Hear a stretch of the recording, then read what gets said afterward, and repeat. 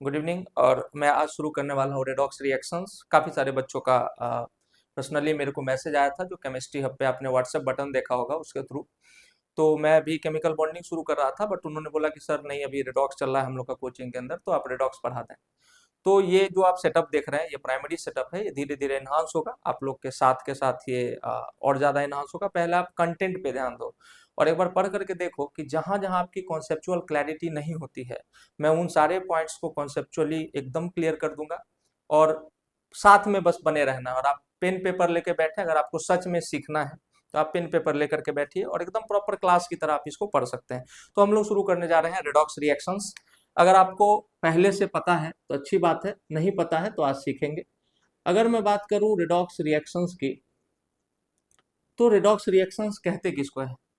जहां भी ऑक्सीडेशन और रिडक्शन साथ में हो रहे होंगे, तो ऐसे रिएक्शंस को हम लोग ऑक्सीडेशन और रिडक्शन अगर साथ में हो रहा है, then such reactions are called redox reaction. तो पहला प्रश्न आता है कि sir what do you mean by oxidation. तो ऑक्सीडेशन को लेकर के हमारी जो अवधारणा अभी तक है, हमारी अवधारणा है कि ऑक्सीडेशन का मतलब सिर्फ एडिशन ऑफ ऑक्सीजन या रिमूवल ऑफ हाइड्रोजन होता है, बट ऐसा नहीं है। और भी काफी सारे पॉइंट्स आपको देखने होंगे। जैसे मैं बात करूं ऑक्सीडेशन, तो पहला पॉइंट है एडिशन ऑफ ऑक्सीजन। ये हम सब लोग जानते हैं कि अगर किसी भी रिएक्शन में किसी एंटिटी के साथ ऑक्सीजन ऐड हो रहा है तो हम उसको ऑक्सीडेशन कहते हैं। इसी तरीके से अगर यहाँ पे एडिशन ऑफ इलेक्ट्रोनिगेटिव एलिमेंट हो जाए, मैंने अपने पिछले लेक्चर में पढ़ाया है, आप जरूर उसको देखिए एक बार। एडिशन ऑफ इलेक्ट्रोनिगेटिव एलिमेंट, मान लीजिए कि पहले हाइड्रोजन था। हाइड्रोजन नेचर में H2 मॉलिक्यूल के फॉर्म में एग्जिस्ट करता है, ये इसकी इंट्रिंसिक प्रॉपर्टी है। तो मान लीजिए ये H2 मॉलिक्यूल है, तो ये जो बॉन्ड है ये दो हाइड्रोजन के बीच में बना हुआ है। इसकी भी इलेक्ट्रोनिगेटिविटी 2.2 है, इसकी भी इलेक्ट्रोनिगेटिविटी 2.2 है, तो चार्ज का सेपरेशन 0 है। इसका मतलब किसी भी तरफ चार्ज का खिंचाव नहीं है। तो यहाँ पर अगर आप इस बॉन्ड को तोड़ते हैं तो इस पे भी पार्शियल पॉजिटिव चार्ज होगा, वो 0 होगा, और इसके ऊपर भी पार्शियल पॉजिटिव चार्ज होगा, वो 0 होगा। लेकिन अगर मान लीजिए कि हेट्रोएटॉमिक हाइड्रोजन पहले अकेला था और इसके साथ फ्लोरीन ऐड हो गया, तो फ्लोरीन की इलेक्ट्रोनिगेटिविटी 4 है, या गूगल वाले बच्चों के लिए 3.98 है, और हाइड्रोजन की अभी 2.2 है। कहीं कहीं पर आपको 2.1 लिखा हुआ मिलेगा, because electronegativity values are perfectly assumed values, ये हम लोग कई बार चर्चा कर चुके हैं। तो अब यहाँ पर इलेक्ट्रोनिगेटिविटी का डिफरेंस है, इसका मतलब क्लाउड जो है वो फ्लोरीन की तरफ ज्यादा खींचा रहेगा और हाइड्रोजन की तरफ कम खींचा रहेगा। जैसे टग ऑफ वार नाम का एक गेम आपने सुना होगा, रस्सा कस्सी बोलते हैं हिंदी में। तो अगर मान लीजिए एक 100 kg का आदमी एक 20 kg के आदमी के साथ टग ऑफ वार खेल रहा है, तो दोनों के हाथ में रस्सी है, लेकिन हमेशा वो 20 kg वाला आदमी ज्यादा किसके पाले में खिंचा हुआ रहेगा? जो 100 kg वाला है। उसी तरह की कहानी है कि the bond formed y equal sharing of electron is called covalent bond. तो हाइड्रोजन ने भी अपना एक इलेक्ट्रॉन का क्लाउड शेयर किया है, फ्लोरीन ने भी अपना एक इलेक्ट्रॉन का क्लाउड शेयर किया है, बट ज्यादा हमेशा क्लाउड खिंचा हुआ रहेगा फ्लोरीन की तरफ। तो इस वजह से फ्लोरीन ज्यादा इलेक्ट्रोनिगेटिव है, तो ये माइनस चार्ज लेगा, और आप इसको कभी भी देखेंगे तो ऐसे इस बॉन्ड को तोड़ा जाता है। कई किताबों में अब ऐसे लिख दिया जाता है H+ और F-, लेकिन आप हमेशा याद रखें कि कभी भी कोवेलेंट बॉन्ड टूटेगा तो इस पर पार्शियल चार्जेस डेवलप होते हैं। जब आयनिक बॉन्ड टूटता है तब जाकर के आपका एब्सोल्यूट चार्ज डेवलप होता है, प्लस और माइनस। तो पार्शियल चार्ज और एब्सोल्यूट चार्ज में कई सारी किताबों में गलत लिखा हुआ है, इसलिए आप ऐसा मान के चल सकते हैं कि अब हम गलत ही लिखना सही हो गया है सबके लिए। बट ठीक है, आपको पता होना चाहिए कि कोवेलेंट बॉन्ड जब भी टूटेगा तो पार्शियल चार्जेस डेवलप होंगे। आगे बढ़ते हैं। अगर हम बात करें कि इंक्रीज इन ऑक्सीडेशन स्टेट की, तो अगर आपका ऑक्सीडेशन स्टेट बढ़ रहा है तब भी आप कहेंगे, ऑक्सीडेशन स्टेट क्या होता है हम लोग इसके बाद देखने वाले हैं, तब भी आप कहेंगे कि ऑक्सीडेशन हो रहा है। और अगर आपका रिमूवल ऑफ हाइड्रोजन हो, किसी भी रिएक्शन में किसी एंटिटी से हाइड्रोजन दूर जा रहा है, तब भी हम उसको कहेंगे कि भैया ऑक्सीडेशन हो रहा है। या फाइनली रिमूवल ऑफ इलेक्ट्रॉन अगर हो रहा है तब भी ऑक्सीडेशन हो रहा है। इन सभी पॉइंट्स को आपको देखना होगा। इन सभी में से अगर कुछ भी कोई भी एक पॉइंट आपको दिख रहा है किसी भी रिएक्शन में, means that reaction will be particularly an oxidation reaction. Reduction की बात अगर आप करते हैं, बहुत ही प्यार से समझना है। तो रिडक्शन के अंदर देखिए आप, मैंने आपको क्या बोला, एडिशन ऑफ ऑक्सीजन, तो इसका उल्टा कर दीजिए। अगर आपको किसी भी रिएक्शन में रिमूवल ऑफ ऑक्सीजन दिख रहा है तो वो कौन सा रिएक्शन है? वो रिडक्शन है। अगर मैं बोलूं एडिशन की जगह रिमूवल ऑफ, या एडिशन ही कर दीजिए इलेक्ट्रोपॉजिटिव एलिमेंट का, addition of electropositive element, electropositive element मतलब सर क्या, मतलब ये कि पहले मान लीजिए F2 अकेला था, तो दोनों होमोन्यूक्लियर मॉलिक्यूल था, तो इसके बीच का जो चार्ज सेपरेशन था वो जीरो था, इसके ऊपर भी जीरो चार्ज था, स्टार लगाते हैं ताकि पार्शियल चार्ज इसको दिखा सकें।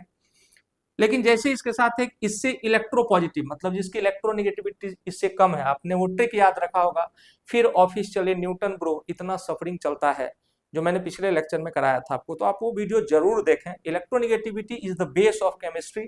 आपको काफी सारी चीजें उसके बाद क्लैरिटी के साथ समझ में आएंगी और आपको याद करने जैसा फील नहीं आएगा, ये सबसे बड़ी बात है।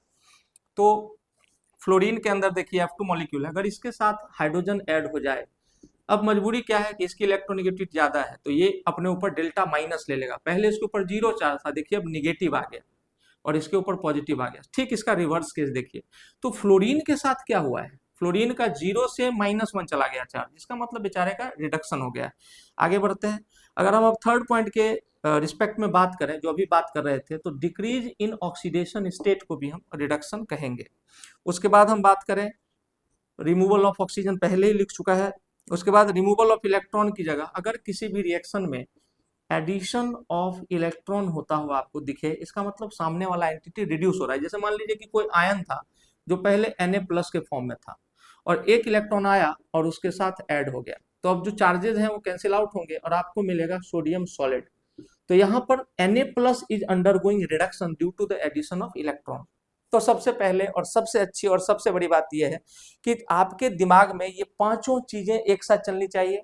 इधर वाली ये जो है addition of oxygen, addition of electronegative element, उसके बाद increase in oxidation state, removal of hydrogen, ये सारी चीजें आपके साथ एक साथ अगर दिमाग में चलेंगी तो आप किसी भी प्रोसेस को ऑक्सीडेशन या रिडक्शन में बांट सकते हैं। आप चाहे तो आप पॉज करके इसको लिख भी सकते हैं, और जब भी कोई भी दिक्कत होगा आप नीचे कमेंट करेंगे तो मैं उसको क्लैरिफाई कर दूंगा। थोड़ा सा समय लग सकता है बट वो कोई इशू नहीं। तो हम लोग अभी देख रहे थे कि ऑक्सीडेशन और रिडक्शन किसको कहते हैं। अभी ये क्लैरिटी आ गई कि सर मेन इसमें क्या पॉइंट था जो आपको नहीं पता है, वो था एडिशन ऑफ इलेक्ट्रोनेगेटिव एलिमेंट वाला। तो एक बार इलेक्ट्रोनेगेटिविटी को आप अच्छे से समझें। अब प्रश्न उठता है कि सर ऑक्सीडेशन स्टेट और ऑक्सीडेशन नंबर, ये दो चीजें हम बार बार सुनते हैं, तो सबसे पहले इस टॉपिक को क्लैरिफाई करिए आप कि ऑक्सीडेशन स्टेट क्या होता है। अगर आपको कभी भी ये टर्म दिखे ऑक्सीडेशन स्टेट, आपने अगर स्ट्रक्चर ऑफ एटम पढ़ के रखा है तो आपको पता है कि एनर्जी जो है वो क्वांटाइज्ड होती है। क्वांटाइज्ड होने का मतलब कि अगर एनर्जी को एक जगह से दूसरे जगह जाना है तो वो हमेशा पैकेट्स ऑफ डेटा के फॉर्म में जाती है। आपने लाइट का डेफिनेशन भी सुना होगा कि light is the form of energy which propagates from one place to another in the form of packets of data, and these data packets are called quanta and the phenomena is called quantization of light। तो आपने ये सब सुन रखा है। मैं आपको फिर से एक बार याद दिला रहा हूँ कि चार्ज भी अगर एक जगह से दूसरे जगह जाएगा तो चार्ज भी क्वांटाइज्ड होता है। चार्ज के क्वांटाइज होने का मतलब है कि वो हमेशा इलेक्ट्रॉन के रूप में जाता है। एक जगह से दूसरे जगह गया तो कंप्लीट कितना भी चार्ज कहीं पे जमा है वो हमेशा Q is equal to NE, यानी total charge is equal to number of electrons into the charge present on one electron के ऑर्डर में होगा। आपने कहा ठीक है सर। इसीलिए ऑक्सीडेशन स्टेट को डिफाइन किया गया है कि द रियल और इमेजिनरी चार्ज, द रियल और imaginary charge present on an atom when all the other atoms are removed in the form of their ions,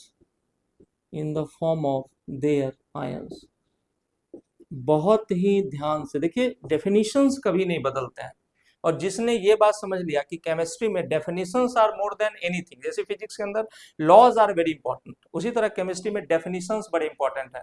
ध्यान से सुनना है, मैंने लिखा द रियल और इमेजिनरी चार्ज, चाहे चार्ज रियल हो चाहे इमेजिनरी हो, एक एटम के ऊपर प्रेजेंट हो, जब सारे के सारे एटम आयन से निकाल दिए गए हो। यहाँ पे कुछ बिहार बोर्ड के बच्चे भी इस वीडियो को देखेंगे, उनके लिए भी कोई दिक्कत नहीं है। इवन मैं कहता हूं कि इंग्लिश में पढ़ना इज इजियर देन हिंदी में पढ़ना।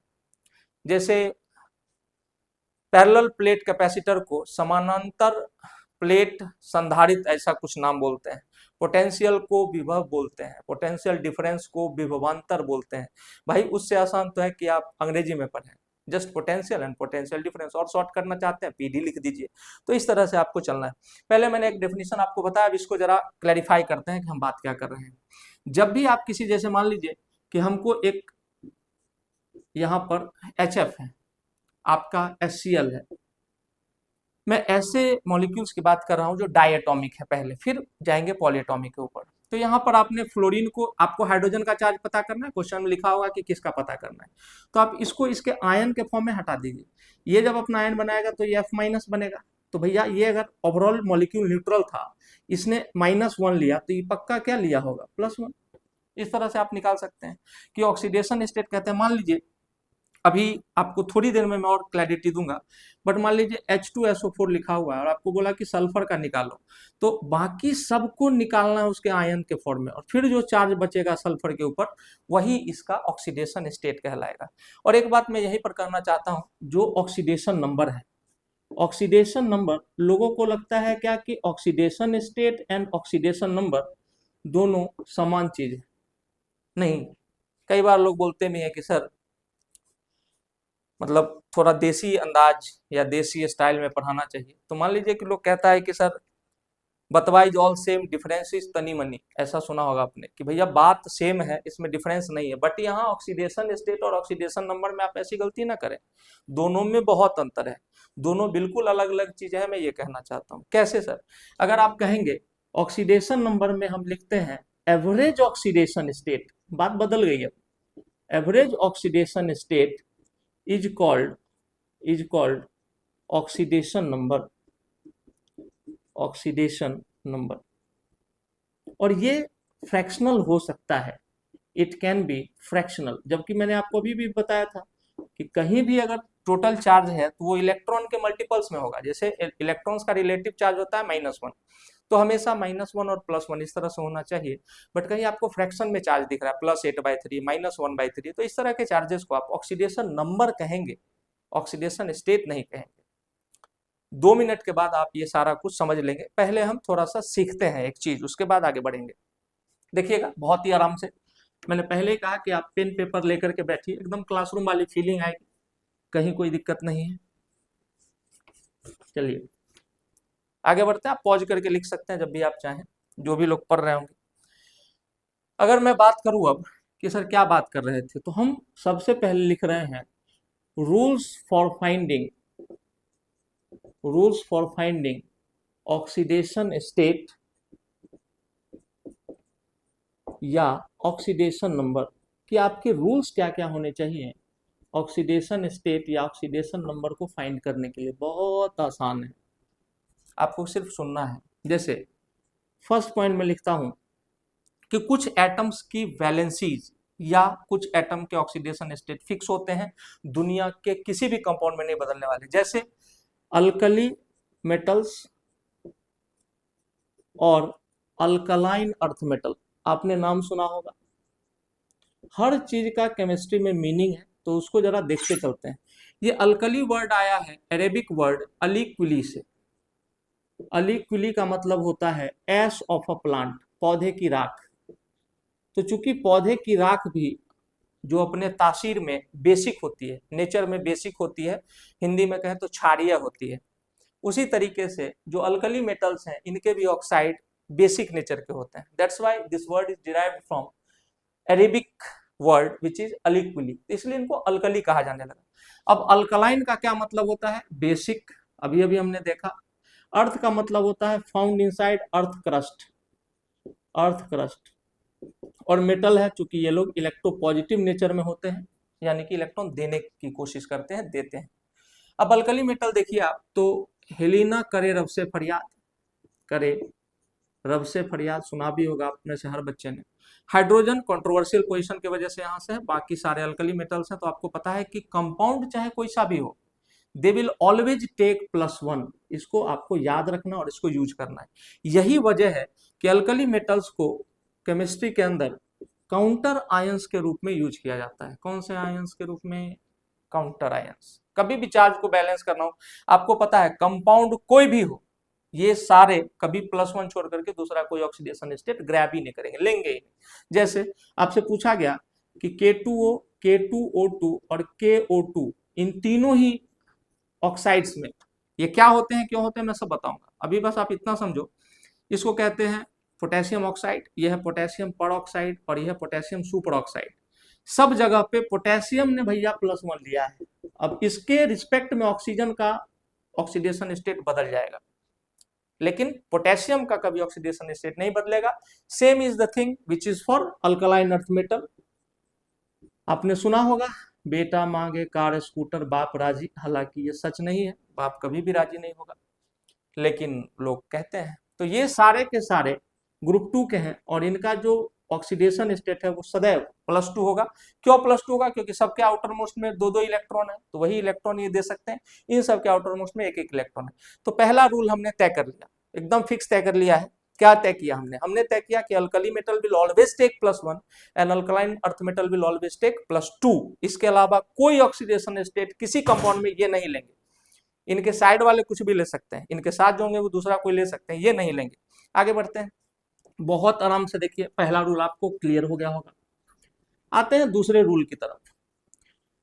कुछ एटम्स के ऑक्सीडेशन स्टेट हम फिक्स करेंगे, तय करेंगे, फिर आगे की बात करेंगे। जैसे सेकंड हम बात कर रहे हैं रूल नंबर 2 कि हाइड्रोजन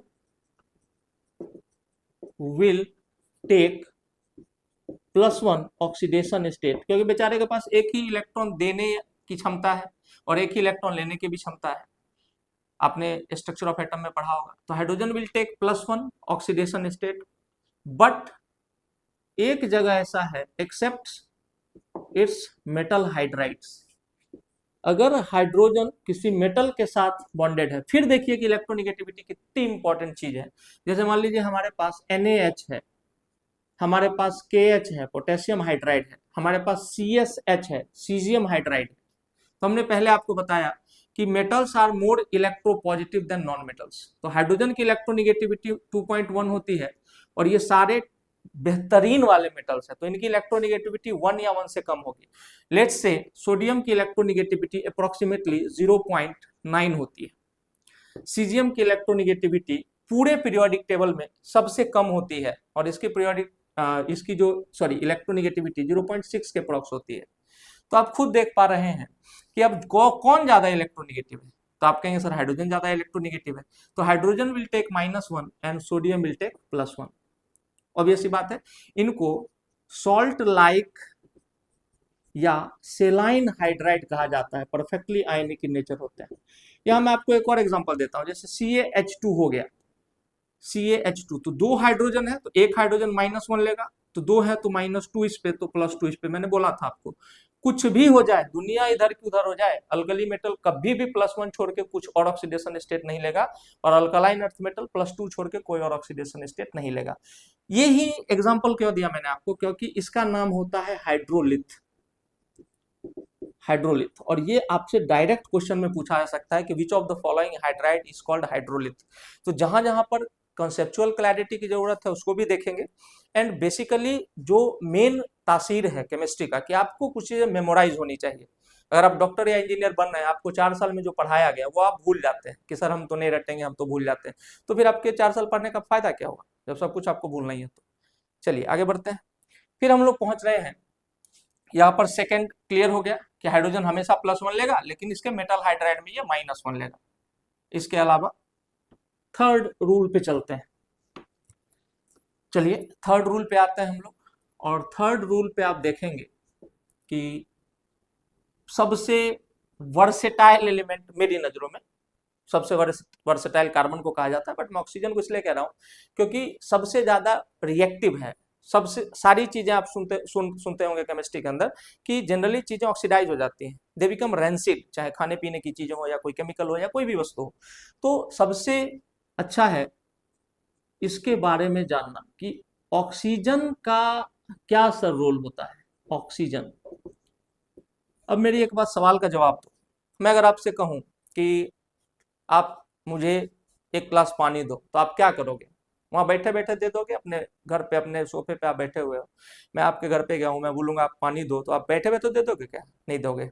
मैं बोलूँ कि आप ये क्वेश्चन सॉल्व करके दिखाओ, तो आप क्या करोगे? उठ करके जाओगे। मतलब आपको अपने रेस्ट के पोजीशन से उठना होगा। उसी तरह से एटम्स भी या मॉलिक्यूल भी अपने आप को एक्साइट करते हैं जब उनको रिएक्शन करना होता है। बैठे बैठे रिएक्शन नहीं होता है, उनको पहले खुद को एक्साइट करना पड़ेगा। ध्यान से सुनिएगा। जैसे मैं बात करूं यहाँ ऑक्सीजन की, तो ऑक्सीजन ये एटम है। ऑक्सीजन ये अपने आप को कई सारे रेडिकल्स में कन्वर्ट कर सकता है ड्यूरिंग द रिएक्शन। कई सारे रेडिकल्स में। रीजन क्या है? इसकी इलेक्ट्रोनिगेटिविटी 3.44 होती है। दुनिया का सेकेंड मोस्ट इलेक्ट्रोनिगेटिव एलिमेंट है आफ्टर फ्लोरीन। तो ये तो जिसके पास जाएगा उसका क्लाउड छीनना चाहेगा, तो इसको खुद को भी एक्साइट करना पड़ेगा। तो देखिए ये किस किस फॉर्म में पाया जाता है। 3 फॉर्म इसके जनरल फॉर्म होते हैं, जैसे O2- जिसको हम ऑर्डिनरी ऑक्साइड कहते हैं। O2 दो ऑक्सीजन एटम और दोनों पे -1 तो O2 इसको हम लोग पर ऑक्साइड कहते हैं। और एक O2-1 जिसको हम सुपर ऑक्साइड कहते हैं। जैसे आपको मैंने अभी एग्जांपल दिया था KO2 K2O एंड K2O2 वाला, पोटेशियम सुपर ऑक्साइड और पोटेशियम पर ऑक्साइड और ऑर्डिनरी ऑक्साइड वाला। जरा देखते हैं। तो ऑक्सीजन विल टेक क्या लेगा सर ऑक्सीजन का ऑक्सीडेशन स्टेट? तो आप कहेंगे कि -2 इन ऑर्डिनरी ऑक्साइड्स। जो भी इसके ऑर्डिनरी ऑक्साइड्स हैं इसमें ये -1 लेता है, पहला पॉइंट है। सेकेंड पॉइंट है -1 इन पर ऑक्साइड। जितने भी परऑक्साइड्स हैं उसमें ऑक्सीजन -1 ऑक्सीडेशन स्टेट लेता हुआ दिखेगा आपको। एंड देखिए 2 एटम है और -1 चार्ज है, मतलब प्रत्येक एटम पे कितना चार्ज है? तो -1/2 इन सुपर ऑक्साइड्स। तो आपने बोला कि हाँ सर ये बात तो बड़े अच्छे से समझ में आई। और कुछ होता है क्या सर? बिल्कुल होता है। देखिए एक और फॉर्म में ये एग्जिस्ट करता है। ये तो जनरल 3 फॉर्म हो गए, लेकिन आपको और अगर जेई की तैयारी कर रहे होंगे आप, तो आपको 1-2 फॉर्म और दिखेगा। एंड दैट फॉर्म इज कि O3-1 जिसको आप ओजोनाइड कहते हैं, ऑक्सीजन का ही एक फॉर्म है।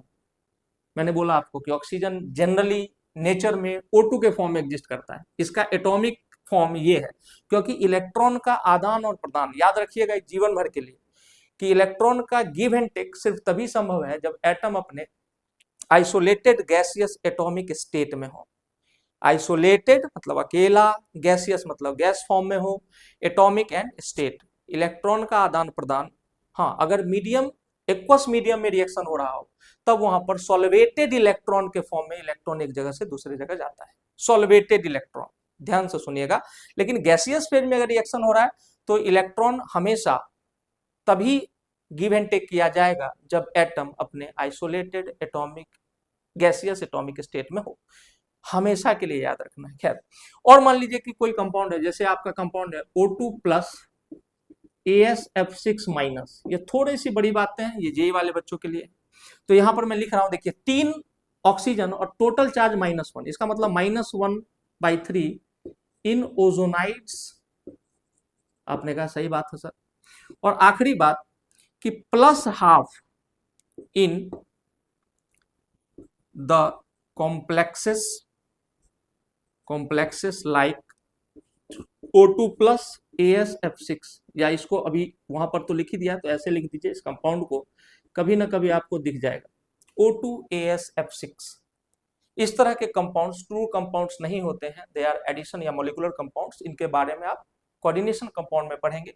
अभी बस एक झलक दिखा रहा हूं आपको। इसके अलावा और कुछ कर सकता है सर ऑक्सीजन? बिल्कुल कर सकता है। अगर कभी गलती से आप इस कंपाउंड को देखें OF2, तो मैंने आपको पहले ही बताया इलेक्ट्रोनिगेटिविटी सदैव याद रखना है। फ्लोरीन की इलेक्ट्रोनिगेटिविटी हो गई 4 और इसकी हो गई 3.44। तो अब इससे भी ज्यादा इलेक्ट्रोनिगेटिव एलिमेंट इसके साथ अटैच्ड है। आपने नहीं सुना होगा, मैं आपको बताता हूं। Every father has a father and we call him grandfather. तो जो ग्रैंडफादर ऑफ केमिस्ट्री है दैट इज फ्लोरीन। तो जब भी वो ऑक्सीजन के साथ आएगा तो अब ऑक्सीजन का भी इलेक्ट्रॉन खींचने की क्षमता वो रखता है। तो ऑक्सीजन का इलेक्ट्रॉन उन्होंने छीन लिया है, तो ऑक्सीजन को अब क्या लेना पड़ेगा? या 2 ऑक्सीजन है, फ्लोरीन विल ऑलवेज टेक -1, ये भी ध्यान रखिएगा। कि फ्लोरीन हमेशा दुनिया का मोस्ट इलेक्ट्रोनिगेटिव एलिमेंट है, इट विल ऑलवेज टेक -1। ये सारे बातें आप सीखेंगे तब जाके ऑक्सीडेशन स्टेट निकालना सीखेंगे। खैर, तो यहाँ पे फ्लोरीन -1 यानी -2, तो ऑक्सीजन पे पक्का क्या आएगा +2। क्यों? क्योंकि ये ओवरऑल देखिए आपको न्यूट्रल दिख रहा है। इसी तरीके से अगर कंपाउंड का नाम हो O2F2, तो देखिए 2 फ्लोरीन -2, तो दैट विल टेक +1। तो यहाँ पे मैं लास्ट 2 पॉइंट्स लिख रहा हूं कि +2 इन OF2 एंड +1 इन O2F2। उम्मीद करता हूं कि आपको ये बात क्लियर हो चुका है। आप चाहे तो इसका स्क्रीनशॉट ले सकते हैं, अदरवाइज आप लिख सकते हैं फ्लोरीन। इसको ऑक्सीजन को जरा एकदम दबा के पकड़िए। लगभग हर कंपाउंड में जहां भी आपको ऑक्सीडेशन स्टेट निकालने की आवश्यकता होगी वहां आपको ये दिखेगा। आगे बढ़ते हैं।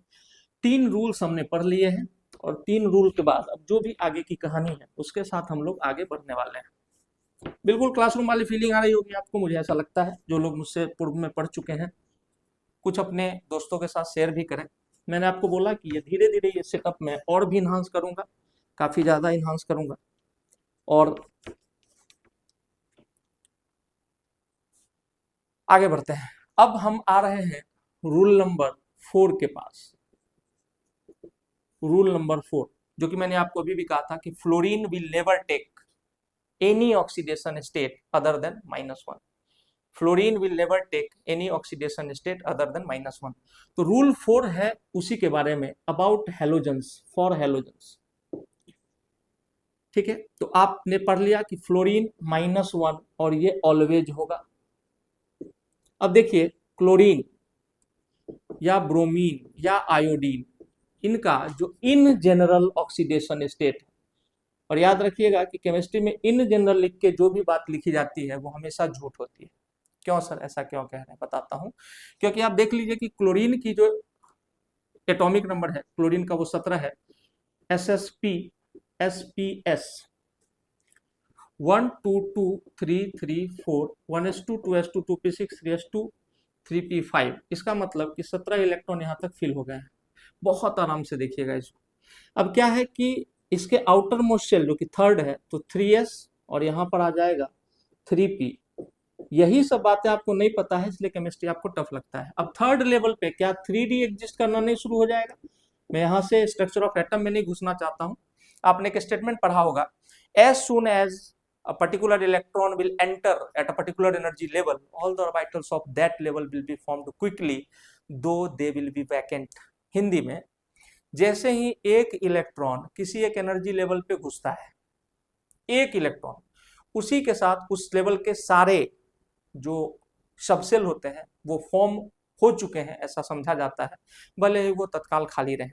अब मैंने आपको थोड़ी देर पहले बताया कि कोई भी एटम को बॉन्ड बनाना होगा या रिएक्शन करना होगा तो वो बैठे बैठे नहीं कर सकता, it has to go to its excited state. Excited state का मतलब क्या होता है वो देखते हैं। 3s2 में 2 इलेक्ट्रॉन और 3p5 देख लीजिए यहाँ पे 4 और 5। ये है इसका ग्राउंड स्टेट, जिसको मैं बोलता हूं कि क्लोरीन कुर्सी पे बैठा हुआ है।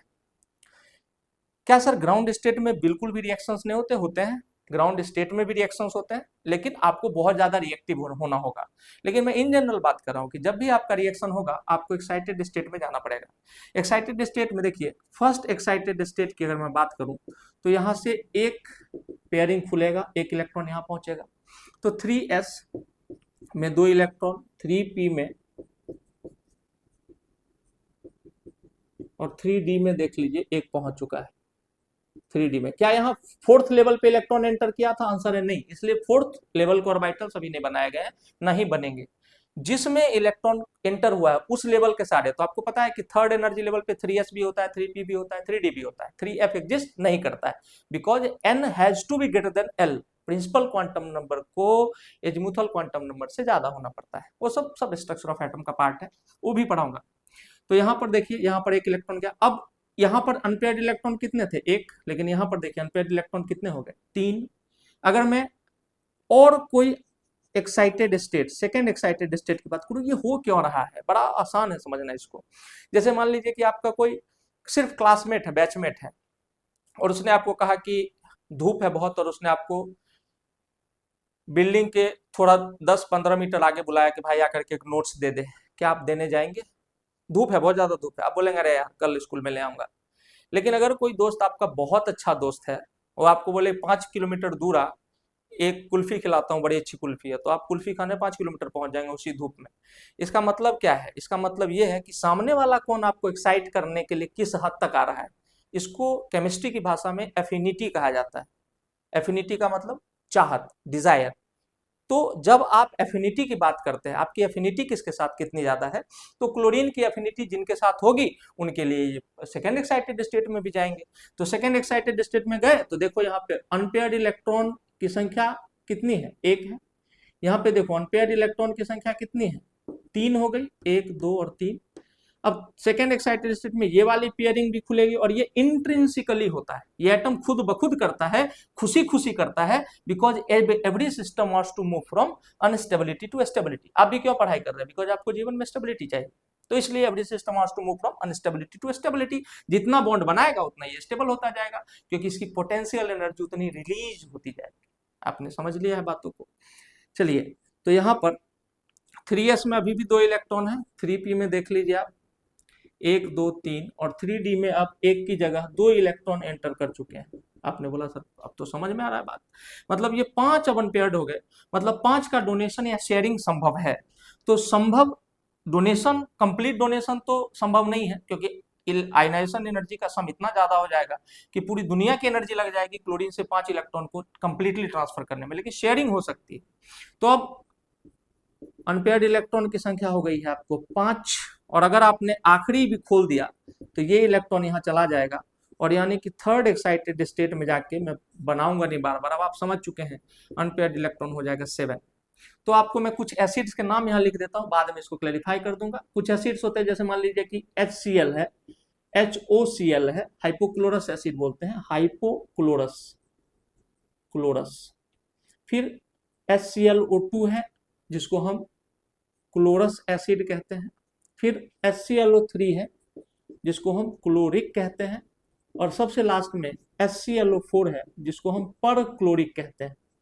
आपने कहा कि सर बहुत अच्छी बात है। अब देखिए, बाद में तो सीख ही जाएंगे, अभी भी कि यहाँ ऑक्सीजन है, हाइड्रोजन है, ऑक्सीजन -1, हाइड्रोजन +1, तो इसका मतलब इस पे +1 है, यहाँ क्लोरीन पे -1, यहाँ +1, यहाँ +3, यहाँ +5 और यहाँ पे +7 मेरे बच्चों। और सिखाऊंगा ऑक्सीडेशन स्टेट निकालने के टाइम में सारे एटम्स को रिमूव कर दीजिए इन the form of their ions, और जो ऑक्सीडेशन स्टेट या जो रियल इमेजिनरी चार्ज बच रहा है उस एटम पे जिसका आपको निकालना है, उसी को हम ऑक्सीडेशन स्टेट कहते हैं। Oxidation state can never be fractional, oxidation number can be fractional. अब उसी पे चलने वाले हैं, पहले ये सारा रूल्स आपको सिखाना था। उम्मीद है कि आप समझ रहे होंगे। अब आप हेलोजन के बारे में जान चुके हैं कि हेलोजन कब क्या क्या लेगा, जनरली -1 लेगा, फ्लोरीन -1 छोड़ के कभी कुछ नहीं लेगा। लेकिन ये बाकी के जो हेलोजन है, हेलोजन क्यों कहा जाता है? हेलो का मतलब होता है सॉल्ट, नमक। हेलो का मतलब होता है सॉल्ट, और जेन का मतलब होता है प्रोड्यूसर। ये फोन वोन आते रहता है, क्या करेंगे। तो हेलो का मतलब सॉल्ट और जेन का मतलब प्रोड्यूसर। तो जो सॉल्ट को प्रोड्यूस करने वाले हैं उन्हीं को हम हेलोजन कहते हैं। आपने कहा सर सारी बातें ऑलमोस्ट समझ में आ रही हैं, बढ़िया सा लग रहा है कुछ। चलिए, अब आपको और थोड़ा मजा दिलवाता हूँ केमिस्ट्री का। आपको अगर प्री रिक्विजिट नॉलेज पता है बच्चा, प्री रिक्विजिट नॉलेज मतलब हम लोग केमिस्ट्री पढ़ करके जैसे सो के उठे और केमिस्ट्री पढ़ने आ गए, तो केमिस्ट्री बिल्कुल समझ में नहीं आएगी, वो रटने वाला सब्जेक्ट लगेगा। और थोड़ा सा शेयर वेयर भी कर देना है, क्योंकि बड़ी मेहनत लग रही है भाई। और हाँ, एक बात और मैं आपसे वादा करता हूँ कि मैं आने वाले समय में इस चैनल को मोनेटाइज नहीं करने वाला हूँ। मैं कभी मोनेटाइज नहीं करूंगा चैनल को। ये नाम के लिए पैसे कमा लेंगे भैया, पैसे कमाने के लिए दुनिया है। ये चैनल सिर्फ नाम कमाने के लिए बना है। कि आप में से कोई भी बच्चा अगर ये मैसेज करता है कि सर आपके लेक्चर से पढ़ के मेरी कॉन्सेप्चुअल क्लैरिटी 100% है, वो मेरी कमाई है इस चैनल से। ये आज नहीं, मैं जब इसको सेटअप को एडवांस कर दूंगा फिर भी यही रहेगा, ये याद रखिएगा।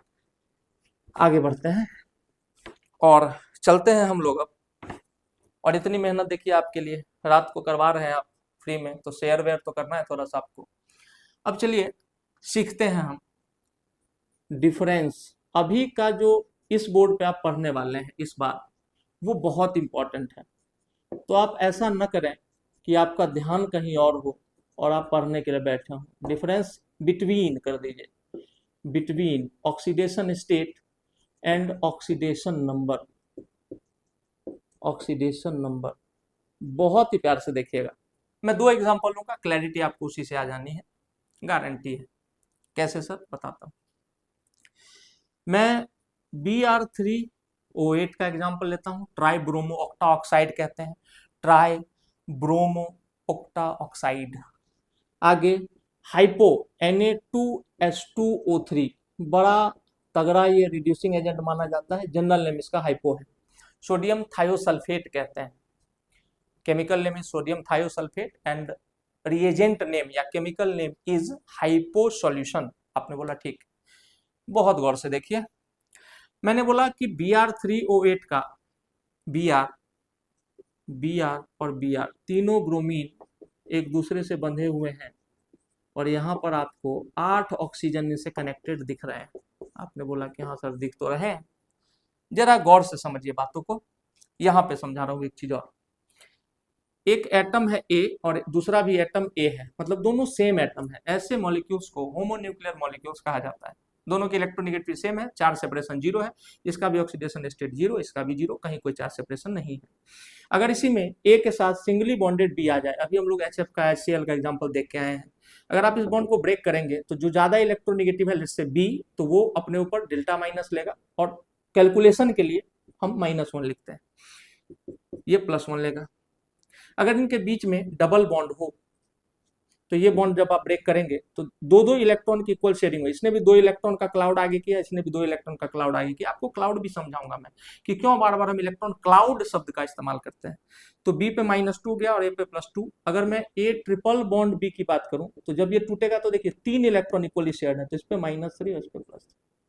इतना बस आपको ध्यान रखना है, फिर आगे बढ़ेंगे, देखते हैं। इसको मैं मिटा रहा हूं अभी, चलिए चाहे रहने देता हूँ, यहाँ बोर्ड पे देखते हैं हम लोग।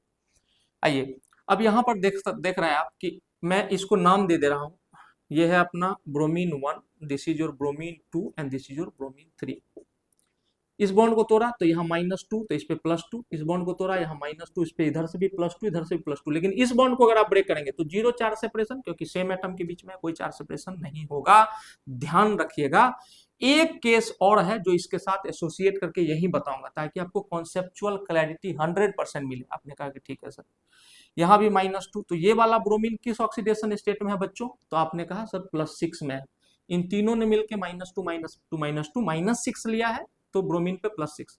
इस ब्रोमीन को देखो, दोनों तरफ ब्रोमीन से कनेक्टेड है, इस पर कोई चार्ज सेपरेशन नहीं, इधर भी कोई चार्ज सेपरेशन नहीं, लेकिन यहाँ देखो -2 इधर, -2 इधर, तो ये वाला जो ब्रोमीन 2 है इसके ऊपर +4 है चार्ज, और ये वाला ब्रोमीन पे अगेन इसके आइडेंटिकल है, तो इस पे +6 है। अब जरा गौर से देखो आप, मैंने एक और रूल, जो रूल नंबर 4 था, या शुरुआत में मैंने बार बार बोला है कि जब आपको मॉलिक्यूल पे कोई चार्ज नहीं दिख रहा है, इसका मतलब आपको जो सबसे इंपॉर्टेंट रूल लगाना होता है वो ये है कि sum of all the oxidation state must be 0।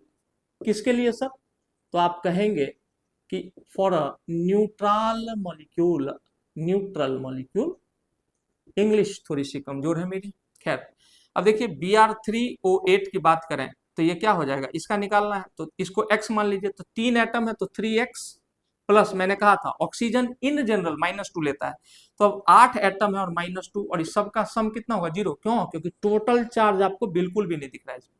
तो यहाँ पर देखिए, तो 3x और इधर -16 = 0, x = क्या हो जाएगा मेरे बच्चों, 16/3। आपने कहा कि सर बढ़िया बात, खुद बताइए हमको कि ये तो फ्रैक्शन आ गया, लेकिन इंडिविजुअली जब आप देख रहे हैं तो देखो 6, 6, 12 और 4, 16, 16, टोटल चार्ज 16 यूनिट है, 3 में बट रहा है, तो ऑब्वियसली 16/3 आना चाहिए था।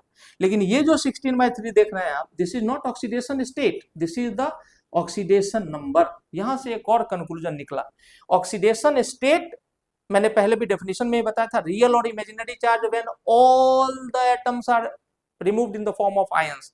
तो जब आप ब्रोमीन की, इस ब्रोमीन की निकालो, ब्रोमीन 3 की, तो बाकी सबको आयन के रूप में रिमूव कर दो। एक लाइन और हमने कंक्लूड किया कि oxidation state is related with the atom only, the single atom only. इससे कोई मतलब नहीं कि उसमें एक से ज्यादा मल्टीपल एटम्स है। इंडिविजुअली अगर हम बात करें, मैं लिख रहा हूं देखो, अब अगर कॉन्सेप्चुअल क्लैरिटी नहीं मिली तो शायद कभी नहीं मिल पाएगी, कि what is the oxidation state of bromine 1 Br1? तो आप कहेंगे कि सर ब्रोमीन 1 की है +6। What is the oxidation state of bromine 2? तो आप कहेंगे +4। देखो इसमें कई फ्रैक्शन आ रहा है क्या? नहीं आ रहा है। What is the oxidation state of bromine 3? तो आप कहेंगे +6। लेकिन what is the average oxidation state या ऑक्सीडेशन नंबर? इसलिए मैंने कहा था कि एवरेज ऑक्सीडेशन स्टेट को ही ऑक्सीडेशन नंबर कहा जाता है। ऑक्सीडेशन स्टेट कभी फ्रैक्शनल नहीं हो सकता, क्योंकि एक एटम से एसोसिएटेड होता है और वो एटम क्लाउड का जो ट्रांसफर करेगा वो हमेशा होल नंबर के फॉर्म में करेगा, क्योंकि इलेक्ट्रॉन कभी ऐसा थोड़ी आधा टुकड़ा ऑफ इलेक्ट्रॉन कहीं गया है। Electron will move as a whole entity. खैर, अब देखिए, अब आप इससे भी थोड़ा इसको थोड़ा ध्यान से समझिएगा, और इसकी जो रहा सहा कसर है वो हम यहाँ कर देते हैं। ये आपने समझ लिया कि sum of all the oxidation state must be 0 for neutral molecule. इसी बात का फायदा उठा करके हम ऑक्सीडेशन स्टेट इंडिविजुअली निकाल पाते हैं। आपने कहा सर बहुत बढ़िया समझ में आ रहा है, हालांकि आप कह कुछ नहीं रहे, लेकिन हम मान के चल रहे हैं। चलिए अब जरा इस मॉलिक्यूल का स्ट्रक्चर देखिए, आपको हर बार बनाने की जरूरत नहीं पड़ेगी, मैं बताता हूँ। पहले आपने सीधा लिखा ना, मैंने यहाँ अंडरलाइन किया कि find the oxidation state of the underline atom. आप खुद बताइए अगर आपको याद हो तो, कि ये कौन सा मेटल है? आपने कहा कि अल्कली मेटल है सर, और अल्कली मेटल का आपने बताया कि +1 होता है। हाँ ठीक है, तो भैया +1 और कितने एटम है इसके? तो 2 प्लस 2 एटम है और एक का x मानना है हमको, तो इसका हो जाएगा 2x प्लस ऑक्सीजन कितना लेता है इन जनरल? -2 × 3 = 0। आप एक अद्भुत बात है सर। तो यहाँ 2x - 4 = क्या हो जाएगा? अच्छा एक सेकेंड, हाँ, तो 2x - 4 = 2x - 4 = 0। तो x = क्या आ जाएगा मेरे बच्चों? 2 आ जाएगा, +2 आ गया। बहुत ध्यान से सुनिएगा और कॉन्सेप्चुअली पूरी तरह से क्लियर हो जाइए आज ही। आगे बढ़ते हैं।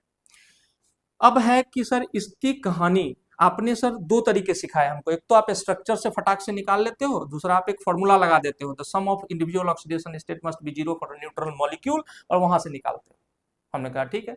अब इसका स्ट्रक्चर जरा देखते हैं। ये जब बनेगा तो S डबल बॉन्ड S और यहाँ पर O, यहाँ पर डबल बॉन्ड O, यहाँ पर O पे माइनस और यहाँ O पे माइनस, और देखो dot dot dot Na+। Ionic bond को कभी भी सॉलिड लाइन से दिखाने की गलती ना करें, ये हमेशा डैश लाइन से दिखाया जाता है। Na2S2, तो देखो दोनों S एक साथ आ गया। सर यहाँ हम कैसे माने कि ऑक्सीजन इसके साथ नहीं लगा हुआ है? सर ऑक्सीजन 3 था, तीनों यूज हो चुका है। और कैसे हम स्ट्रक्चर को यहाँ ऑक्सो या पेरोक्सो लिंकेज है कि नहीं, जैसे मैं यहाँ पर ये लिंकेज है कि नहीं, इसको पेरोक्सो लिंकेज कहते हैं। या एक ऑक्सीजन दोनों तरफ बॉन्ड बनाने के लिए तैयार, इसको ऑक्सो लिंकेज कहते हैं। ये दोनों है कि नहीं, जस्ट इसके नेक्स्ट टॉपिक में आपको क्लैरिफाई करूंगा। अभी मैं आपको दूसरी चीज क्लैरिफाई कर रहा हूँ, गौर से देखिएगा। आपने बोला कि ठीक है सर, अगर हम यहाँ पर देखें, इसको मैं हटा रहा हूं अभी तत्काल के लिए। अब बताइए हमको कि इधर से ऑक्सीजन के ऊपर -1 चार्ज है, ये तो आयनिक बॉन्ड है, इसको हट गया, इसलिए जिसका ऑक्सीडेशन नंबर बदलता नहीं उससे हमको कोई मतलब केमिस्ट्री के अंदर नहीं होता है। मैं इसको यहाँ पर थोड़ा सा और क्लैरिफाई, मतलब 1% का डाउट मैं छोड़ना नहीं चाहता हूँ। क्या बात कर रहे हैं सर, बताते हैं। आप Na2S2O3 को मेरे बच्चों, क्योंकि आपको पता है it will never take any oxidation state other than +1, Na2S2O3 लिखना या S2O3 2- लिखना, बतवा इज ऑल सेम, डिफरेंसेस तनी मनी, मतलब सॉरी कोई डिफरेंस नहीं। तो S2O3 2- का स्ट्रक्चर अगर आप बनाए तो S एक तरफ डबल बॉन्ड S से कनेक्टेड है, एक तरफ डबल बॉन्ड O से है, एक तरफ O- और O-। तो देखिए दोनों ऑक्सीजन, यानी जो सल्फर और ऑक्सीजन में कौन ज्यादा इलेक्ट्रोनिगेटिव है? Oxygen obviously. तो इसने माइनस चार्ज लिया, सल्फर ने चार्ज नहीं लिया, इसने क्लाउड को खींच लिया अपने, तो आपने बोला ठीक। चलिए अब जरा इस सल्फर को देखिए। इस सल्फर की मैक्सिमम वैलेंसी 6, ग्रुप 16 का एलिमेंट है। तो आपको पता है ग्रुप 13 से लेके 18 तक, ग्रुप 13 की मैक्सिमम वैलेंसी 3, क्योंकि आउटर मोस्ट में 3 इलेक्ट्रॉन है, 14 की 4, 15 की 5, 16 की 6, ऐसे। अब देखिए इसने, आप हाइब्रिडाइजेशन थोड़ा सा जानना पड़ेगा। इसका हाइब्रिडाइजेशन यहाँ पे क्या है, तो इसका sigma bond plus lone pair होता है। Steric number is equal to number of sigma bond plus lone pair. तो यहाँ 2 बॉन्ड है, इसमें एक पाई है, एक सिग्मा एक पाई है। तो pi bonds are excluded from the concept of hybridization. मैं जब बॉन्डिंग पढ़ाऊंगा तो आपको दुनिया का सबसे बेहतरीन लेक्चर दूंगा बॉन्डिंग का। कुछ चैप्टर्स होते हैं जो बड़े दिल के करीब होते हैं, बॉन्डिंग वैसा ही है। खैर, तो स्टेरिक नंबर होता है sigma bond plus lone pair, तो 2 लोन पेयर है और सिग्मा बॉन्ड 1 है, तो स्टेरिक नंबर 3 है। शॉर्ट में मैं कहूं तो इस सल्फर का हाइब्रिडाइजेशन यहाँ पर sp2 है। जबकि इस सल्फर का हाइब्रिडाइजेशन देखिए 4 सिग्मा, 1 2 3 और ऊपर 4, तो इसका हाइब्रिडाइजेशन है sp3। अब मैं बाकी चीजों को हटा रहा हूं, बस आपको हाइब्रिडाइजेशन दिखा रहा हूं। बॉन्डिंग आपने पढ़ रखा है तो अच्छी बात है, नहीं पढ़ रखा तो थोड़ा भरोसा कर लें, अभी जब पढ़ेंगे आप तो आपको क्लैरिफाई हो जाएगा कि मैंने क्या पढ़ाया है। यहाँ पर इस सल्फर का हाइब्रिडाइजेशन sp3 है, और आपने बॉन्डिंग के अंदर ये भी पढ़ा होगा कि परसेंटेज s कैरेक्टर अगर ज्यादा है, परसेंटेज x कैरेक्टर मोर, तो इलेक्ट्रोनिगेटिविटी उस ऑर्बिटल की ज्यादा होती है। अब आप खुद बताएं कि sp2 है, 3 पार्ट में से एक पार्ट s है, और sp3 है, इसमें 4 part, 3 part p 1 part s, तो 4 पार्ट में से एक पार्ट s है। तो यहाँ परसेंटेज एस करेक्टर कितना है मेरे बच्चों, 25%, और यहाँ पे परसेंटेज एस करेक्टर कितना है, 3 में से एक, यानी 33.33%। इसका मतलब sp2, यही मैं दिखाना चाहता हूँ मेरे बच्चों कि हर बार ऐसा नहीं होगा कि समान एटम्स के बीच में 4 सेपरेशन आप जीरो कर देंगे, आपको हाइब्रिडाइजेशन भी देखना होगा। और ये बिल्कुल दिमाग में डालिए, खून में डालिए इस कॉन्सेप्ट को कि आपको ये जानना पड़ेगा। यहाँ पर sp2 हाइब्रिडाइज है तो ये क्लाउड को अपनी तरफ खींचेगा। ऑब्वियसली यहाँ देखिए 2 बॉन्ड टूट रहे हैं, तो इसके ऊपर जाएगा -2, तो इधर से इस पे आएगा +2, इधर -1 तो +1 -2, ऐसे समझ गए होंगे। तो यहाँ पर ये जो सल्फर है ये +6 में है मेरे बच्चों। क्यों? ऊपर -2 +2, -2 नीचे +2, -1 +1, -1 +1। लेकिन ये सल्फर किस ऑक्सीडेशन स्टेट में है, ये -2 में। तो अब आप देखिए कि आपको जो ऑक्सीडेशन नंबर आया है क्या वो सही है। अब इसको मैं बोल दूं कि सल्फर नंबर 1, इसको सल्फर नंबर 2, बहुत प्यार से, हाँ सर समझ रहे हैं बात को, आप पढ़े लिखे लोग हैं, क्यों नहीं समझेंगे। अब देखो जरा, oxidation state of sulphur 1, oxidation state ना कि नंबर, सल्फर 1, तो आप बोलेंगे सर -2 है। क्यों -2 है? Because sp2 hybridized orbitals are more electronegative, hence they will attract more amount of electron cloud towards it। आपने बोला ठीक है। आगे देखो, ऑक्सीडेशन स्टेट ऑफ सल्फर 2, तो इसका है +6। अब ऑक्सीडेशन नंबर क्या होता है मेरे बच्चों, एवरेज ऑक्सीडेशन स्टेट, तो 6 में -2 जोड़िए और 2 से डिवाइड करिए, तो आप जब करेंगे ऐसा तो 4/2 यानी कि 2, देखिए यहां से भी 2 आया, यहां से भी 2 आया। कई बार ये फॉर्मूला फेल कर जाता है, लेकिन ये कभी भी फेल नहीं होता है। This is the beauty of chemistry, this is the beauty of chemistry मेरे बच्चों। तो यहां से ऑक्सीडेशन स्टेट निकालना आपको क्लियर हो रहा है काफी अच्छे से, उम्मीद तो यही है। 99% केसेस में सेम एटम के बीच में 4 सेपरेशन जीरो होगा, लेकिन अगर हाइब्रिडाइजेशन का अंतर है, सब जगह हाइब्रिडाइजेशन काम नहीं करता है, इसके लिए बॉन्डिंग थोड़ा सा आपको जानना चाहिए, बट हर जगह हाइब्रिडाइजेशन काम नहीं करता। जनरली आपसे केस भी नहीं पूछे जाएंगे, बट ये कुछ ऐसे केसेस हैं जो आपको कॉन्सेप्चुअली बहुत ही साउंड बना देंगे। आगे चलते हैं। अब ऑक्सीडेशन स्टेट और ऑक्सीडेशन नंबर का अंतर समझ में आ गया हमको सर, कि oxidation numbers are average oxidation state, और ऑक्सीडेशन स्टेट जो होता है वो एक होल नंबर होता है सदैव, वो कभी भी फ्रैक्शनल नहीं हो सकता है, क्योंकि इलेक्ट्रॉन जब भी ट्रांसफर होंगे तो उनका एक नंबर होता है, वो उसी हिसाब से ट्रांसफर होता है। आपने कहा बढ़िया बात है सर। अब आते हैं आगे, सारे रूल्स जो आपने पढ़े हैं सर उसको हम अप्लाई कैसे कर सकते हैं। तो केमिस्ट्री में है कि या तो आप पूरा पढ़ें या तो आप ना पढ़ें, एकदम little dangerous is not, little knowledge is very dangerous, ये सुना होगा आपने। तो ऐसा नहीं करना है। एक बात और है जो आपको जानना पड़ेगा कि when the oxygen atoms are too many, जब ऑक्सीजन एटम बहुत ज्यादा हो तो कौन सा लिंकेज है सर, इसको ऑर्डिनरी ऑक्साइड मानूं कि पर ऑक्साइड मानूं कि सुपर ऑक्साइड मानूं, मानना क्या है सर, वो बता रहा हूं मैं, बहुत ही ध्यान से सुनना है, बहुत बहुत इंपॉर्टेंट बात। आपने बोला ठीक है सर, अगर मैं deciding the number of peroxo linkage, ये सबसे ज्यादा बच्चों को तंग करता है, तो इसको हम आज खत्म ही कर देते हैं। अभी आपको तंग नहीं कर पाएगा। कैसे सर करोगे, कैसे करो, करते हैं। जैसे मान लीजिए कि आपको ऑक्सीजन एटम की संख्या मोर देन 2 दिख रही है, तो आपको एक बार एक फॉर्मूला जरूर लगाना है। जैसे if the central atom is only 1, पहला केस मेरे बच्चों। दूसरा है if the central atom is more than 1, जब सेंट्रल एटम 2 से ज्यादा हो, सॉरी 1 से ज्यादा हो। और थर्ड, ये रूल भी याद रखना है आपको, ये रूल बहुत इंपॉर्टेंट है। इफ you are getting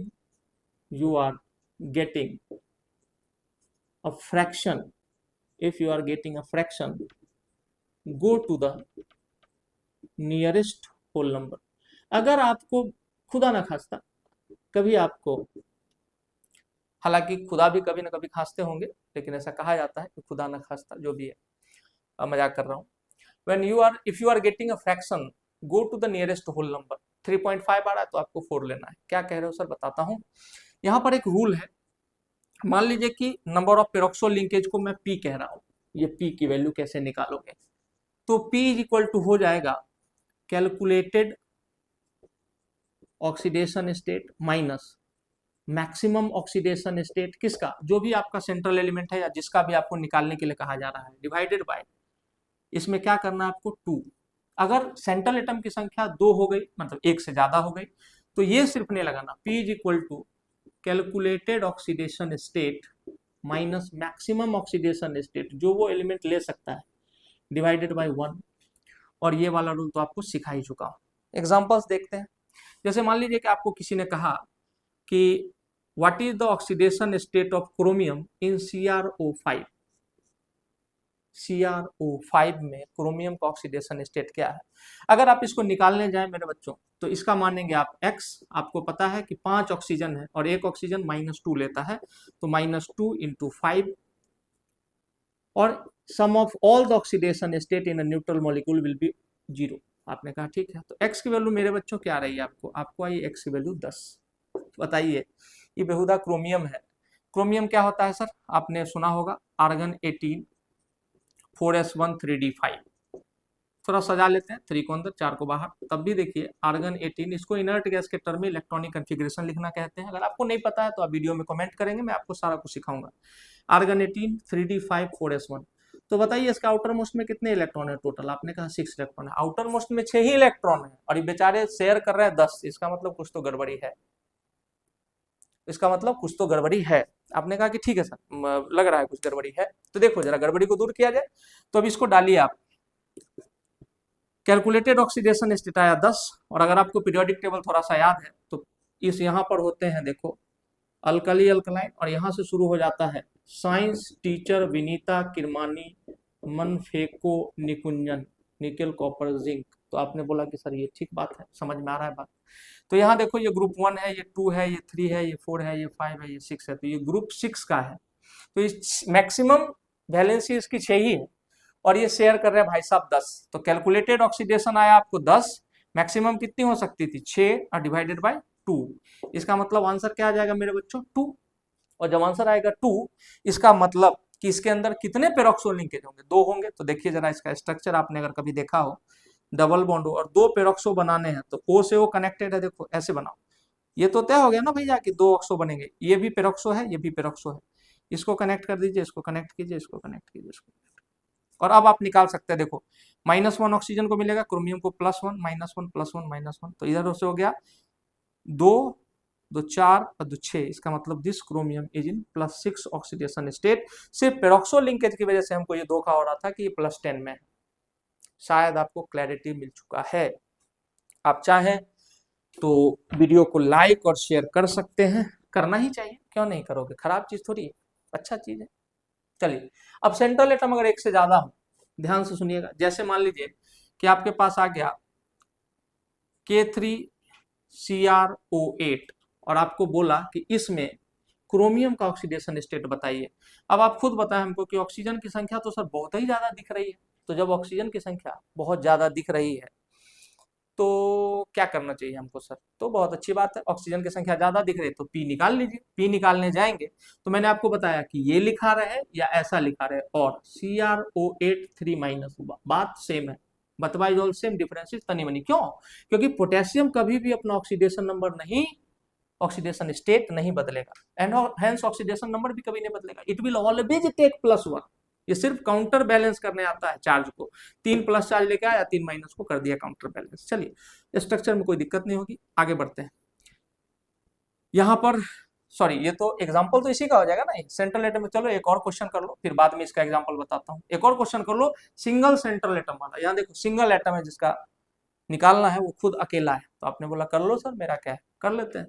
तो आपने बोला कि इसका निकालोगे तो देखो पोटेशियम का 3, तो 3 प्लस होगा, प्लस इसका क्रोमियम का निकालना है तो x, और अब बार बार लिखवाओगे, अच्छा चलो एक बार और लिख देता हूँ, प्लस -2 इंटू 8, इसको डायरेक्ट -16 लिख सकते थे, इज इक्वल टू 0।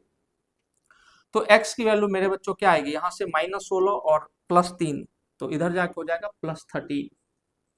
अब भैया आप तो कमाल ही कर दिया, ये 13 आ रहा है। फिर से मैं बताऊं आपको, apply the formula, P is equal to calculated oxidation state minus maximum oxidation state of chlorine. अभी अभी डिसाइड हुआ था कि ग्रुप 6 का है, मैक्सिमम 6 इलेक्ट्रॉन होते हैं, मैक्सिमम 6 इलेक्ट्रॉन होते हैं, क्योंकि 3D4S की एनर्जी कम गैप होता है, इसलिए 3D4S वाला जाता है तो 3D वाला तो बोलता है मैं भी जाऊंगा। जैसे आपके घर में बड़ा भाई कपड़ा लेता है, छोटा भाई को जरूरत है कि नहीं, वो बोलता है हम भी लेंगे। तो एनर्जी गैप ज्यादा या एज गैप ज्यादा हो तो ऐसा होता है। आपने बोला ठीक। तो 13 - 6 डिवाइडेड बाई 2, आंसर क्या हो जाएगा मेरे बच्चों, 7/2, 3.5।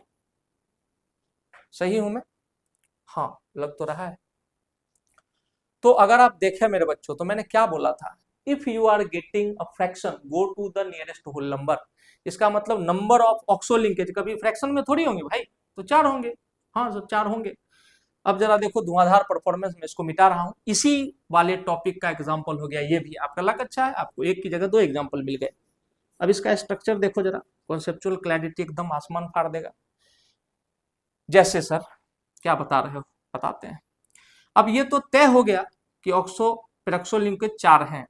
तो देखिए पहला पेरोक्सो लिंकेज यहाँ, दूसरा पेरोक्सो लिंकेज मेरे बच्चों यहाँ, ऐसे ही ना बनाएंगे भाई, देखो जरा आराम आराम से देखो, हड़बड़ाना नहीं है। ये तीसरा पेरोक्सो लिंकेज और ये चौथा पेरोक्सो लिंकेज। आपने कहा कि हाँ सर 4 तो बनने ही है, अगर फॉर्मूला ने बोल दिया 4 बनेंगे मतलब 4 बनेंगे। अब बना लो, बना लो, ठीक है।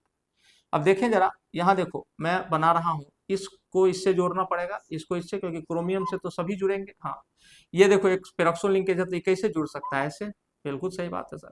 और एक एक ऑक्सीजन पे देखो यहाँ माइनस माइनस, ये ऑक्सीजन 2 बॉन्ड बना लिया, इसके ऊपर का माइनस चार्ज खत्म, ये सिंगल सिंगल बॉन्ड बनाया हुआ है तो माइनस चार्ज होगा, इसको फॉर्मल चार्ज कहते हैं, ये बॉन्डिंग में पढ़ाया जाता है। अब उसके बाद पोटेशियम आया, तो पोटेशियम का क्या होगा, नीचे K+, एक दूसरा K+, और मैंने बोला था ना ये सिर्फ चार्ज बैलेंस करने आया है। और इसका देखो इससे इंटरेक्शन, इसका इससे, this is the structure of मेरे बच्चों K3CrO8। और फिर से आप देखें तो इधर से -2 और इधर से -1 -1 -1 मतलब +3, तो chromium is actually is in +5 oxidation state, जबकि हमको कितने में दिख रहा था, +13 में। तो जब भी आप देखें कि ऑक्सीडेशन स्टेट एब्रप्ट सा हो गया है या number of oxygen atoms are too many, then always go for this formula. अब आते हैं सेकंड वाले एग्जांपल पे, ये तो दोनों ही सेम का केस हो गया, जहां पर सेंट्रल एटम की संख्या मेरे बच्चों 1 से ज्यादा हो। आपने कहा ठीक है, बढ़िया बात, अद्भुत बात।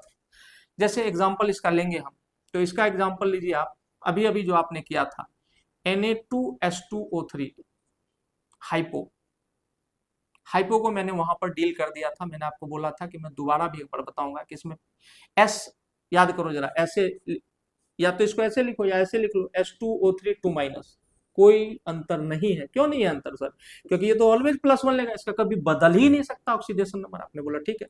H2O3 2- के अंदर अगर हम देखें तो P काउंट करो, नंबर ऑफ पेरोक्सो लिंकेज, तो सबसे पहले निकालेंगे यहाँ 2x - 6 इक्वल टू -2, तो 2x इक्वल टू +4, तो x इक्वल टू 2 आ रहा है। तो कैलकुलेटेड ऑक्सीडेशन स्टेट क्या आ गया आपका, आपने कहा कि सर कैलकुलेटेड ही 2 आ रहा है, और मैक्सिमम ऑक्सीडेशन स्टेट ऐसे माइनस, ग्रुप 16 का है तो -6 होगा।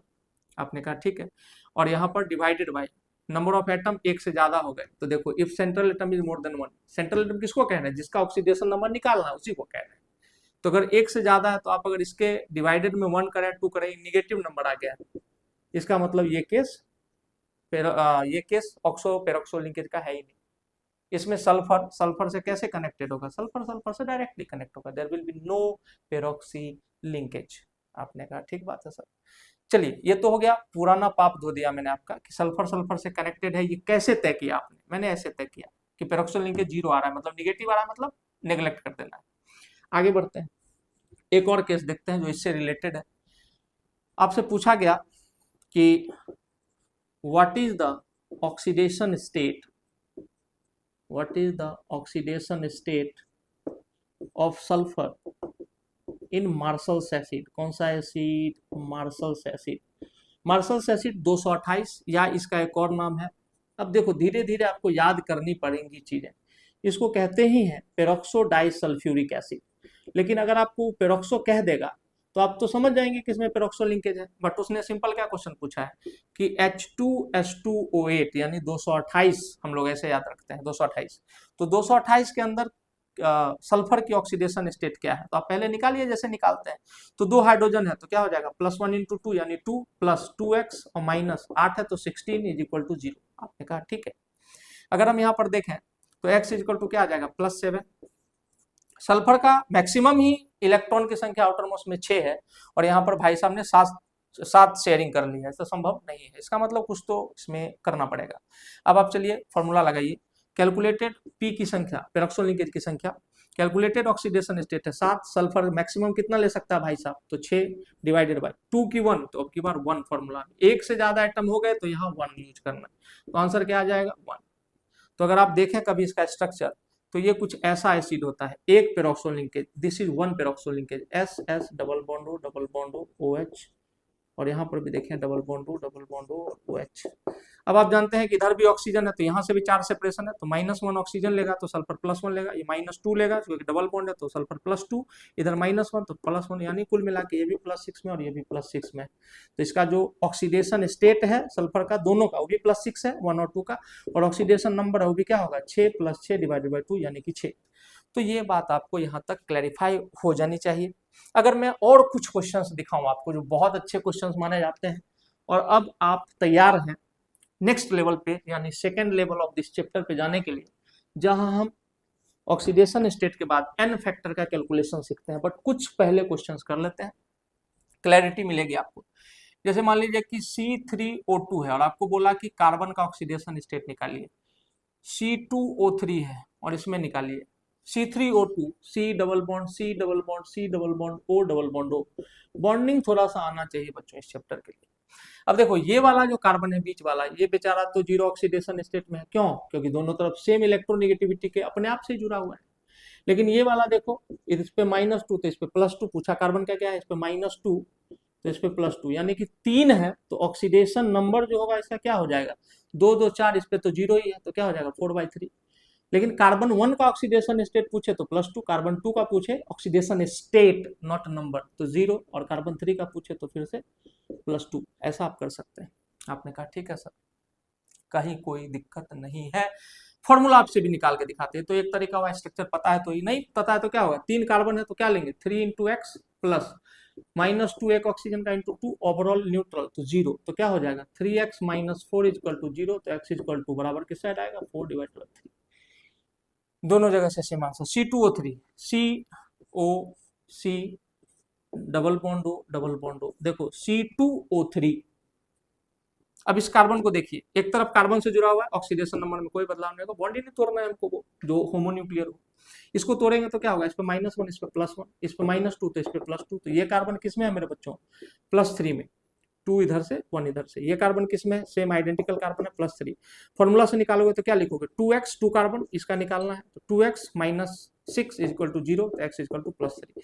यहाँ से भी +3 आ रहा है, यहाँ से प्लस, किसी का भी निकालना हो, जैसे FeC2O4 दिया हुआ है आपको, ऑक्सलेट कहते हैं, आयरन है, जनरली आप देखेंगे +2 में होता है, तो +2 + 2x - 8 = 0, तो यहाँ पे x = हो जाएगा +3। C2O4 में आयरन कार्बन का +3 होता है। तो ये धीरे धीरे कभी कभी थोड़ा एक्सेप्शनल क्वेश्चन पूछ लेता है।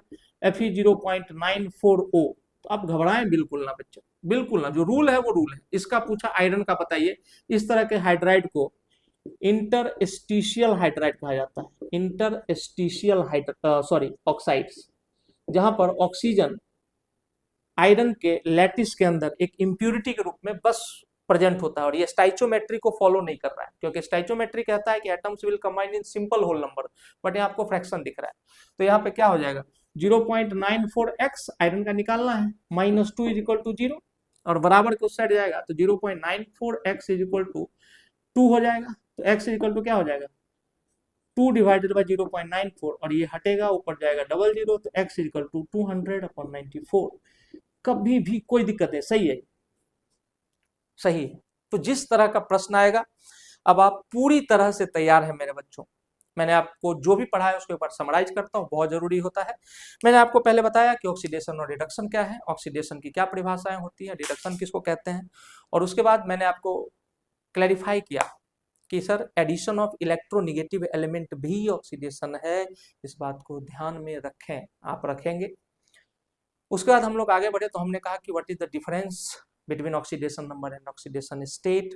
ऑक्सीडेशन स्टेट को हमने परिभाषित किया, हमने बोला कि जब किसी भी कंपाउंड के अंदर या मॉलिक्यूल के अंदर all the atoms are removed in the form of their ions, the real और imaginary charge which will be developed on the atom will be called the oxidation state of that atom। ठीक है, oxidation number क्या होता है, तो average oxidation state होता है। ऐसा कहना, देखो every oxidation state is oxidation number but every oxidation number is not the oxidation state। अगर ऑक्सीडेशन नंबर फ्रैक्शनल है तो उसको ऑक्सीडेशन स्टेट कहने की गलती ना करें। साइंस में you have to be specific, आपको सत्य ही बोलना होता है, वो भी 100%। आगे बढ़ते हैं। इसके बाद हम लोगों ने आगे पढ़ा कि सर रूल्स हैं कुछ निकालने के ऑक्सीडेशन स्टेट को। उस रूल में है कि अगर कोई भी मॉलिक्यूल न्यूट्रल दिख रहा है आपको, तो sum of all the charges present on all the atoms will be zero, आप उसको जीरो के इक्वेट कीजिए, जिसका निकालना उसका निकाल लीजिए। उसके बाद हम लोगों ने बोला कि हाइड्रोजन हर जगह +1 लेता है except metal hydride. Halogen will generally take -1, आपने देखा, but they can also take +1 +3 +5 +7 depending on कि सामने एक्साइट कराने कौन आ रहा है, किसकी बातों को मान करके आप अपना, मैंने दोस्त का एग्जांपल दिया था कि आप कैसे एक्साइट हो सकते हो। उसके बाद मैंने आगे पढ़ा था, एफिनिटी शब्द की चर्चा की थी वहां पर। उसके बाद हम लोग आगे बढ़े थे तो हम लोगों ने देखा था कि हेलोजन हो गया, हाँ, alkali and alkaline earth metal they will always take +1 and +2 respectively. Alkali को अल्कली क्यों बोलते हैं, अल्कलाइन को अल्कलाइन क्यों बोलते हैं, सारा कुछ एकदम एकदम सजा के आपके सामने परोस दिया, आपको बस उसको पढ़ लेना है। फिर मैंने आगे देखा कि समान बॉन्ड के, सेम एटम्स के बीच में अगर बॉन्ड बना है तो चार्ज का सेपरेशन 0 होता है, क्योंकि दोनों की ताकत सेम होती है, तो दोनों का जो सेपरेशन ऑफ चार्ज है सेम है, तो ऑक्सीडेशन स्टेट में कोई अंतर नहीं आता है। लेकिन अगर हेटेरो एटम आ गया, हाइड्रोजन के साथ फ्लोरीन, क्लोरीन, ब्रोमीन, आयोडीन कोई भी आ गया, तो वहां पे चार्ज का सेपरेशन हो जाएगा। ये भी आपको समझ में आया, बहुत अच्छे से आया। फिर मैं आगे बढ़ा और उसके बाद हम लोगों ने देखा कि सर पेरोक्सो लिंकेज कैसे निकालते हैं। जो कैलकुलेटेड ऑक्सीडेशन स्टेट है वो अगर ग्रुप ऑक्सीडेशन स्टेट से ज्यादा आ जाता है, तो आप ग्रुप ऑक्सीडेशन स्टेट मतलब जो मैक्सिमम वैलेंसी होती है, मैक्सिमम वैलेंसी क्या होती है, आउटर मोस्ट शेल में जितने इलेक्ट्रॉन होते हैं सिर्फ वही शेयर किए जा सकते हैं या ट्रांसफर किए जा सकते हैं।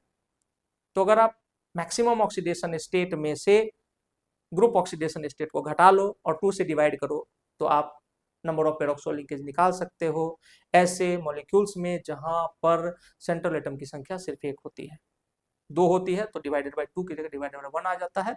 और अगर if you are getting a fraction then you have to take the next whole number. By using this you can calculate all the oxidation state of all the atoms which are required। तो मैं बस अंत में इतना ही कहना चाहता हूँ कि आप लोग जुड़े रहें, काफी मेहनत पड़ रही है और मैं कोशिश कर रहा हूँ इस सेटअप को मैं और इन्हांस करूंगा।